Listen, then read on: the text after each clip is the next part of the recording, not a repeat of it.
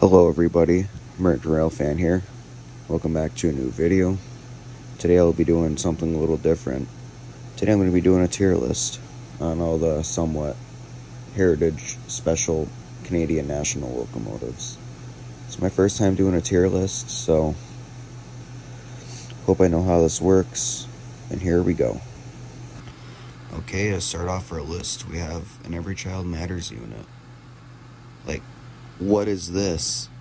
It's just a Gevo, but with a sticker on the side of the nose that can just be peeled off. Well, I'm very tempted to go up to one and just peel the sticker off and see if that makes a difference. But there's somebody who really loves these. And there's the 2958 with the Every Child Matters logo! I finally made history again! Yeah, these things aren't very special for me. I don't even know why they're on the special list for Canadian Trashnal, whatever you want to call it. D tier. Next up, we have CN 3069, Wisconsin Central Heritage Unit. This thing looks not super awesome for a heritage unit. Well, here's a little explaining for it. I'm gonna, let's compare this to a Cali unit, to what the Wisconsin Central used to look like. Yeah, what did I tell you? It looks not very good compared to a Cali unit. Like, look at the Gevo. Like, what is that little line to connect? It's nowhere near the same as it was on the Cali unit. How do they mess that up? On one of their own logos. Like, what? Yeah, the CN, at the time, Wisconsin Central is their own company, but CN bought them out, and they messed up on their own thing. How? Yeah. It's not gonna go in D tier, but it's not super awesome, but it's not super terrible. I'm gonna put it in C tier. Next up is CN 3115, BC Rail Heritage Unit. Unlike the other two, this one's actually pretty good. It matches pretty well with the old Canadian cabs and when BC Rail was its own company. Although it's a boring Gevo, I'd still love to see it one day, because that's one of the few I haven't caught on camera yet. Let's hope that happens soon. This one's going in A tier. Next up is CN 3008, Illinois Central Heritage Unit. This one's not bad either, but it's a pretty basic paint scheme. Like, Illinois Central's paint scheme is always pretty basic. It was just entirely black with the number on the side, and then Illinois Central. That's all it really was.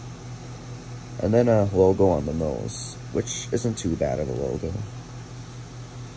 Yeah, I'm just saying every Illinois Central locomotive is pretty basic for a paint scheme. But the Heritage Unit goes pretty well with what it looks like. Especially the ST70s standard cab. So this one is going to go in B tier. Next up is EJNE 3023 Heritage Unit. Heritage Unit's pretty solid. It's a little better than Illinois Central paint scheme, but it's mainly orange with an EJNE logo on the side and on the nose. Orange instead of black. But goes pretty well with their old locomotives. This one's also going in B tier. Next is GTW 8952 Grand Trunk Heritage Unit. This one's pretty good. The main reason is that's not a Gevo. It's actually my favorite CN Heritage Unit. It's decent. GT is pretty similar to CN in the way the font is, but has a okay sounding horn, not like a super good KFAB LLA or whatever it's supposed to be, but at least it's not a Gevo. But that's my CN favorite here. Yeah, it's my favorite CN Heritage Unit, and it goes pretty well with their old locomotives. This one goes in A tier.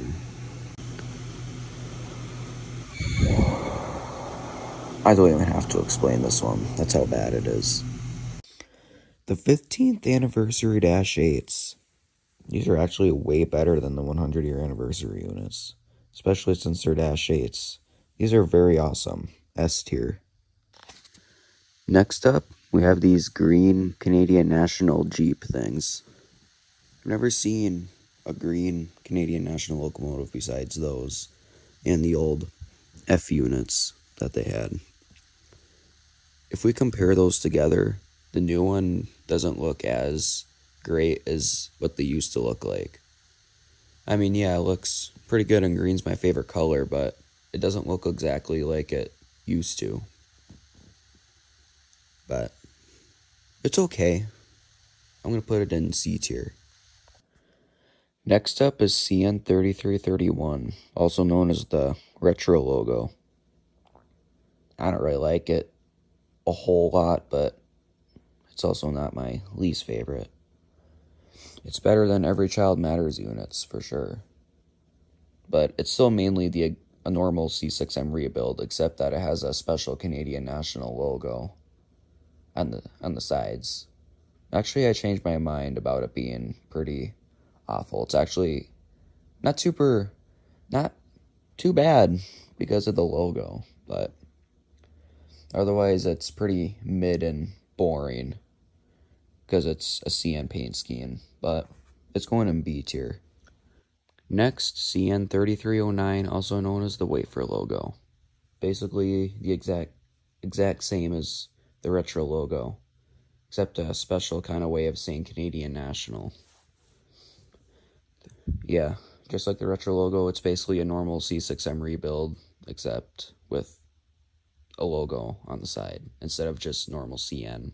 But I don't really like this one as much as the retro logo. It's just a red square with Canadian National inside the square.